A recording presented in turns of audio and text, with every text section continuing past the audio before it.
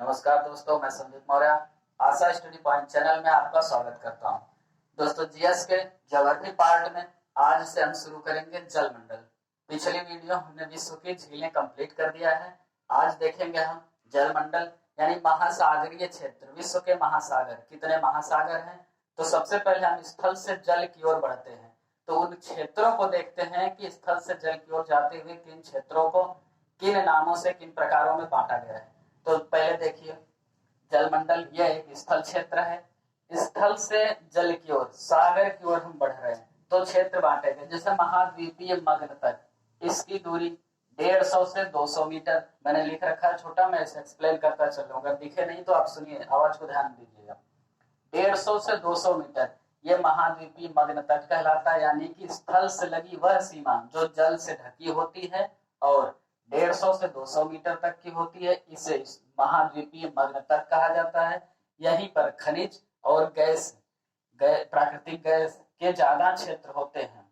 और 200 मीटर तक किसी भी देश की समुद्री सीमा, 200 मीटर तक उसकी पर्सनल सीमा होती है, जिसे वह अनन्य आर्थिक क्षेत्र, शब्द मैं यहाँ लिखता हूँ, चलिए यहाँ लिखता हूँ, लिखिएगा, अनन्य आर्थिक क्षेत्र 200 मीटर। किसी भी देश, किसी भी राज्य का, देश की बात करेंगे हम, किसी भी देश के समीप लगे हुए समुद्री सीमा में 200 मीटर तक के क्षेत्र को अनन्य आर्थिक क्षेत्र कहा जाता है। इसका मतलब क्या है? शब्द के हिसाब से आपको लग रहा है आर्थिक है यानी इनकम की व्यवस्था है। हाँ, तो बिल्कुल सही जवाब है।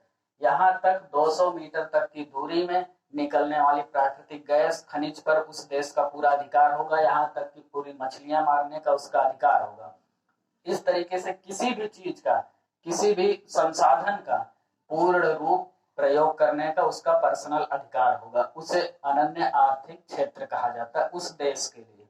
तो ये सभी देशों के लिए है। और अगर ऐसा नहीं होता है तब क्या होगा? जैसे दो बड़े देशों के बीच अगर दूरी ही कम हो तो फिर आधी आधी बढ़ जाती है, या फिर जिन देशों का जैसा कब्जा हो, जैसे कि आप अमेरिका और चाइना देख सकते हैं, तो वो तो बात की चीज है। चलिए, उसके बाद क्या होता है?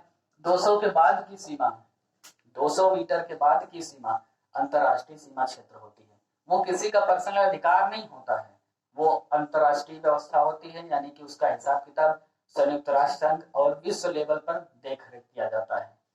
आगे हम देखते हैं, तो अभी हम सागर की ओर बढ़ते हैं और गहराई में आप बढ़ते हैं तो 200 से 300 मीटर महाद्वीपीय मग्न ढाल। यह महाद्वीपीय मग्न तट के बाद का दूसरा क्षेत्र है, महाद्वीपीय मग्न ढाल। इसकी गहराई 200 से 300 मीटर होती है। यहाँ गहराई बढ़ती है और इसके आगे फिर हम बढ़ते हैं, सागर का डूबा हुआ क्षेत्र, महासागरीय मैदान आता है। यह एक लंबा प्रोसेस होता है महासागरीय मैदान, यानी सागर का लगभग 75% क्षेत्र, 75% क्षेत्र महासागरीय मैदान होता है, जिसमें मैंने लिखा है उसको देखें, समुद्री जीव, पौधे, वनस्पतियां और ज्वालामुखी, यानी सागर में जीने वाले, सागर में रहने वाली वनस्पतियां, शैवाल, कवक और उस तरीके की छोटे मोटे जीव, समुद्री जीव, सभी छोटे बड़े सब इन्हीं क्षेत्रों में पाए जाते हैं। जैसे टाइटैनिक डूबा, कोई चीज सागर में डूब जाता है, वो सब भी यही जाकर रुकता है, क्योंकि समुद्र का 75% क्षेत्र, 75% भाग महासागरीय मैदान होता है।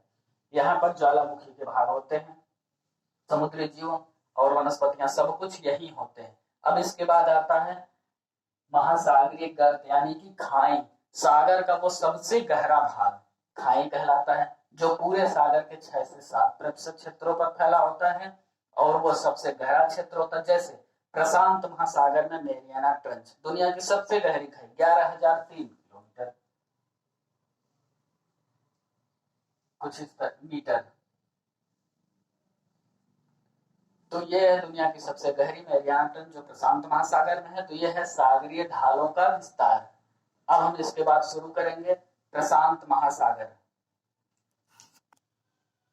चलिए दोस्तों, विश्व के महासागर में पहला महासागर हम देखते हैं प्रशांत महासागर। ये एक छोटा सा मैप मैंने बनाया, जगह कमी होने के कारण थोड़ा सा आप देखिएगा। ये ग्लोब का बैक साइड है। एशिया और ऑस्ट्रेलिया से आप और पूरब की दिशा में बढ़ेंगे तो पूरब बढ़ते हुए ये घूमकर उत्तरी अमेरिका और दक्षिणी अमेरिका के क्षेत्र की ओर पहुंचेंगे। तो ये है प्रशांत महासागर, एशिया, ऑस्ट्रेलिया, उत्तरी अमेरिका, दक्षिणी अमेरिका। ये 4 छोटे महाद्वीपों को मैं छोटे छोटे में महाद्वीपों को बना रखा है जिससे आप मैप में समझ सकेंगे।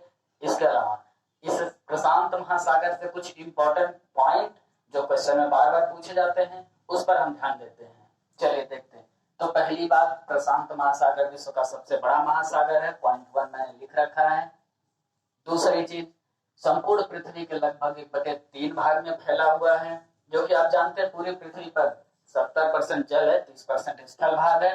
तो जिसमें पृथ्वी के 1/3 भाग जो जल भाग है उसमें 1/3 भाग तक तो केवल प्रशांत महासागर है। नेक्स्ट देखते हैं, आकार इसका कुछ त्रिभुजाकार है जो आपके फिगर में कुछ इस तरह से दिख रहा है, आप फिगर से देख सकते हैं। नेक्स्ट आता है, उत्तर में बेरिंग जल संधि है, दक्षिण में अंटार्कटिका महाद्वीप आता है, यहाँ आप महाद्वीप लिख लेंगे।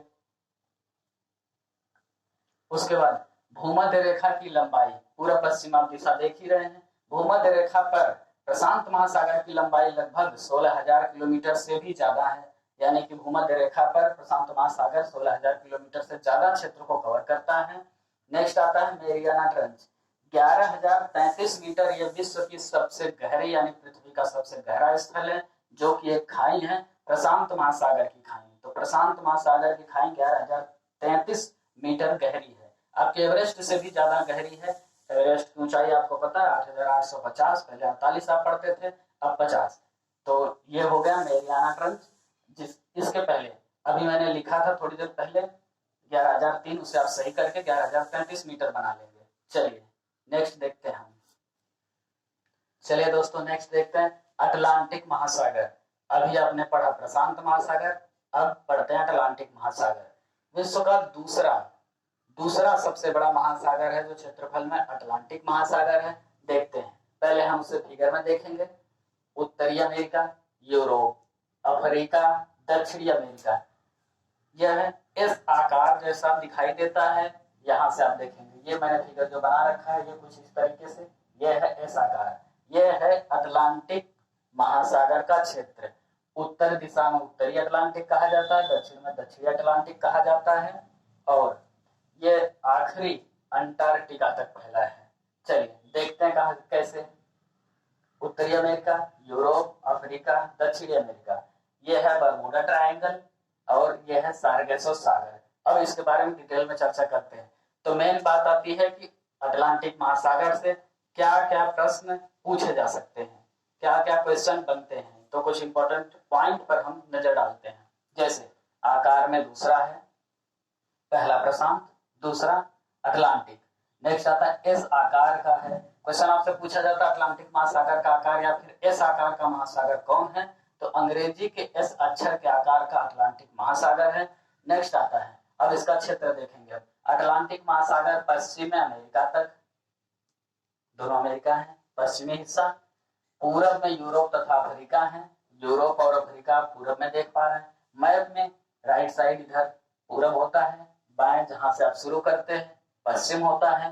तो पश्चिम में दोनों अमेरिका फिगर में आप देखिए, पूरब में यूरोप और अफ्रीका फिगर में आप देख रहे हैं। उसके बाद उत्तर में आइसलैंड होता है, यानी उत्तर में इस क्षेत्र में आइसलैंड, जगह की कमी से मैंने मैप में बनाया नहीं, उत्तर में आइसलैंड क्षेत्र होगा। और दक्षिण में बोवेट द्वीप, दक्षिण में बोवेट द्वीप तक फैला होता है। यहाँ तक लगभग 14,000 किलोमीटर की दूरी होती है। अगर आप चाहते हैं यहाँ मैं लिख देता हूँ थोड़ा सा, 14,000 किलोमीटर, यानी उत्तर से दक्षिण तक टोटल 14,000 किलोमीटर की दूरी है। नेक्स्ट आप देखते हैं बरमूडा ट्रायंगल दक्षिणी अटलांटिक महासागर में। क्वेश्चन कई बार पूछा जाता है बरमूडा ट्रायंगल कहाँ है, तो दक्षिणी अटलांटिक महासागरीय क्षेत्र में है।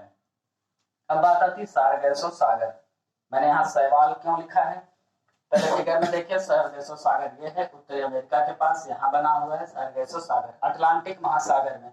अब महासागर में एक और सागर है, क्वेश्चन आपसे बार बार पूछा जाएगा कि सागर में सागर कौन सा है, सारगेसो सागर है।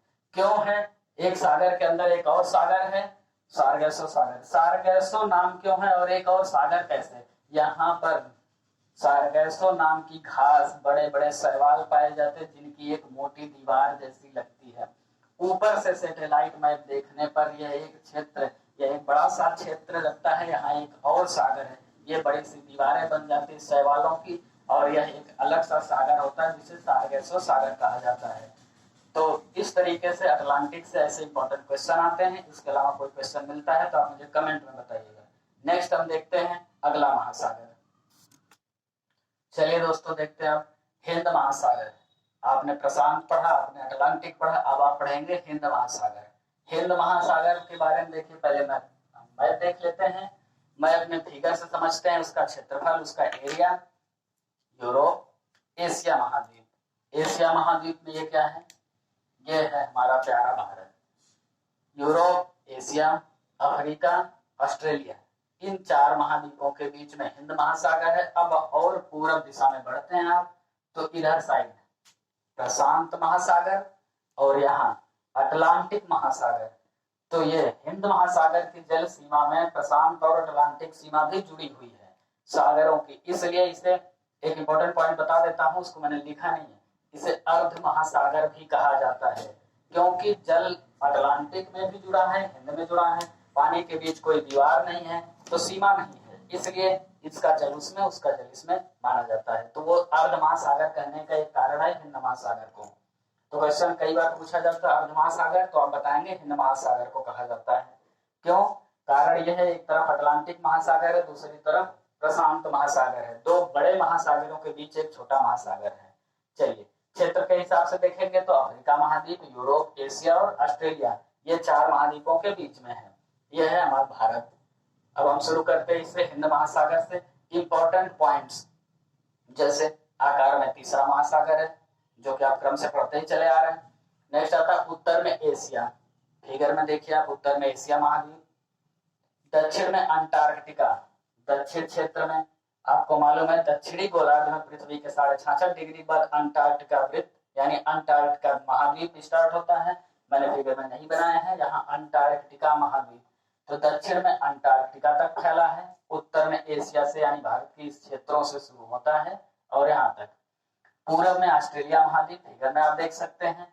पश्चिम में अफ्रीका, जो कि फिगर में बना रखा मैंने, पश्चिमी अफ्रीका महाद्वीप है। अब बात करते हैं एक तरफ प्रशांत महासागर, जो कि अभी मैंने आपको बताया अर्ध महासागर क्यों कहा जाता है, उसका भी यही कारण है। एक तरफ प्रशांत महासागर है, इधर देखिए पूर्व में, और यहाँ से पश्चिम इस दिशा में अटलांटिक महासागर है। नेक्स्ट देखते हैं उत्तरी सीमा कर्क रेखा पर है। कर्क रेखा भारत के इस बीच में लगभग यहाँ से गुजरती है। भारत का भूगोल आप पढ़ेंगे तो आपको बताया जाएगा कि कर्क रेखा भारत के कितने राज्यों से गुजरती है, कहां कहां से गुजरती है। तो चलिए, कर्क रेखा इसकी उत्तरी सीमा है, उत्तरी सीमा कर्क रेखा पर है। उसके बाद भारत के लक्षद्वीप और मालदीव, भारत के पश्चिमी दक्षिणी हिस्से पर, दक्षिणी घाट यानी कि किनारे पर, तट पर लक्षद्वीप और मालदीव, ये 2 द्वीप जो हैं प्रवाल द्वीप हैं। अब एक क्वेश्चन ये आ गया कि प्रवाल द्वीप क्या है, इसे प्रवाल द्वीप बनते कैसे हैं, क्या होते हैं, ये सब डिटेल में आपको बताया जाएगा। एक छोटा शॉर्ट टर्म बताता हूं मैं। यह एक प्रकार के मूंगा चट्टानों से बने द्वीप होते हैं, इसलिए इसे प्रवाल द्वीप कहा जाता है। आगे बढ़ते हैं। सबसे बड़ा द्वीप, हिंद महासागर का सबसे बड़ा द्वीप मेडागास्कर है। क्वेश्चन पूछा जाता है मेडागास्कर द्वीप कहाँ है, तो हिंद महासागर में है, या फिर हिंद महासागर का सबसे बड़ा द्वीप तो मेडागास्कर है। उसके बाद आता है डियागो गार्सिया द्वीप कहाँ है, वो भी हिंद महासागर में। ऐसे कुछ इंपॉर्टेंट पॉइंट मैंने लिख रखे हैं। उम्मीद है कि हिंद महासागर से पूछा जाने वाला सारा क्वेश्चन इतने जानकारी में कंप्लीट हो जाएगा। नेक्स्ट हम देखते हैं आर्कटिक महासागर। चलिए अब देखते हैं दोस्तों आर्कटिक महासागर। ये एक चौथा महासागर आर्कटिक महासागर उत्तरी ध्रुव पर स्थित है। आपको बताया गया कि अक्षांशों में आर्कटिक क्षेत्र शुरू कहां से होता है। ग्लोब पर जब आप देखते हैं 0 डिग्री, 66.5 डिग्री उत्तरी अक्षांश से आर्कटिक क्षेत्र शुरू होता है। तो इसका मतलब आर्कटिक महासागर कहाँ होगा, उत्तरी ध्रुव पर, उत्तरी क्षेत्रों पर। तो उत्तरी क्षेत्र पर, उत्तरी गोलार्ध में, उत्तरी ध्रुव के चारों तरफ यहाँ बना है आर्कटिक महासागर कुछ इस तरह से। ये जो ग्लोब से ऊपर है ये उसके बैक साइड है। तो ये कुछ है आर्कटिक महासागर। मैप में हम देख लेते हैं, जैसे यहाँ उत्तरी अमेरिका, ये है अटलांटिक। आपने अटलांटिक में देखा उत्तरी और दक्षिणी अमेरिका के सामने अटलांटिक कुछ इस तरह एस के आकार में था। तो उत्तरी अमेरिका अटलांटिक महासागर किसके ऊपर, ये वाला क्षेत्र है आर्कटिक महासागर। यहाँ यूरोप महाद्वीप है, इधर एशिया महाद्वीप है। आर्कटिक महासागर इन क्षेत्रों में फैला है। आप यहाँ से उत्तर दिशा की ओर जाएंगे तो आप पहुंचेंगे उत्तरी ध्रुव की ओर, यानी नॉर्थ पोल। तो उत्तरी ध्रुव की ओर इस क्षेत्रों में फैला है आर्कटिक महासागर। अब हम देखते हैं आर्कटिक महासागर से कुछ इंपॉर्टेंट पॉइंट्स जहां से प्रश्न पूछे जा सकते हैं। देखिए, जैसे कि सबसे छोटा महासागर आर्कटिक महासागर, आकार में सबसे छोटा है। नेक्स्ट हम देखते हैं कहाँ स्थित है, उत्तरी ध्रुव पर स्थित है। तो यह उत्तरी ध्रुव पर स्थित है, जो कि आप यहाँ फिगर से भी देख रहे हैं, यहाँ भी देख रहे हैं। नेक्स्ट आता है क्षेत्रफल कितना है, लगभग 40-90-100 वर्ग किलोमीटर। यह सबसे कम क्षेत्रफल वाला महासागर है। औसत गहराई इसकी 3500 मीटर है लगभग, क्योंकि उत्तरी गोलार्ध पर स्थित है। आप देख रहे हैं यहाँ बर्फ के और ये ठंडे क्षेत्रों पे है, तो औसत गहराई इसकी 3500 मीटर है। इसके बाद यहाँ की प्रमुख वनस्पति की बात करें अगर, तो वनस्पति इतनी तो होगी नहीं, अत्यंत ठंडे प्रदेशों में आता है, टुंड्रा प्रदेशों में आता है ये क्षेत्र। लेकिन अब सर्दियों की वनस्पतियां, कटीली झाड़ियां, कुछ वहां की वनस्पतियां जैसे फेरी आइसलैंड वन ज्यादा इंपॉर्टेंट, ज्यादा फेमस है। पिछले वीडियो में हमने आइसलैंड तक बताया था क्षेत्र, वो उत्तरी गोलार्ध की तरफ आइसलैंड क्षेत्र, जहाँ फेरी आइसलैंड वन है। ये एक विशेष प्रकार की वनस्पति होती है जो सर्दी यानी ठंडे क्षेत्रों में उगती है। आगे आता है ईस्ट जोन मायन वन। नेक्स्ट पॉइंट है ईस्ट जोन मायन वन कहाँ पाए जाते हैं, तो ये वन आर्कटिक महासागर में पाए जाते हैं, यानी उत्तरी गोलार्ध, उत्तरी ध्रुव की ओर। ये भी सर्दी क्षेत्र के वन है। नेक्स्ट आता है प्रमुख क्षेत्र। तो आर्कटिक महासागर के प्रमुख क्षेत्र जो द्वीप के तौर पर हैं वो ग्रीनलैंड और नॉर्वे हैं। तो नॉर्वे देश, ग्रीनलैंड देश, ये द्वीप हैं और ये दोनों कहाँ हैं, आर्कटिक महासागर के क्षेत्र हैं। तो उम्मीद है महासागरों का डिटेल आपको समझ में आ गया होगा दोस्तों। और इसके बाद आता है महासागरीय जलधाराएं। उसका एक वीडियो हमारी प्लेलिस्ट में पहले पड़ा होगा, वहां पूरी महासागरीय जलधाराओं की लिस्ट है। उसमें गर्म धाराएं, ठंडी धाराएं कौन से, आप उस वीडियो को वहां से सर्च करके देख लेंगे। ज्योग्राफी प्लेलिस्ट में आपको मिल जाएगा महासागरीय जलधाराएं। तो यह है महासागरों से कंप्लीट जानकारी। अब एक और बात आती है, क्वेश्चन कई बार आपने बचपन से पढ़ा या सुना होगा कि 5 महासागर है। अब मैंने 4 पढ़ा के कर दिया कंप्लीट है, तो भैया 4 ही है। 5वां महासागर क्या है, दक्षिणी ध्रुव, 66.5 डिग्री। इस कंफ्यूजन को कंप्लीट कंफर्म कर लीजिए, अब कतई कंफ्यूज नहीं होंगे आप। दक्षिणी ध्रुव की ओर 66.5 पर क्या आता है, एक शब्द आता है अंटार्कटिका।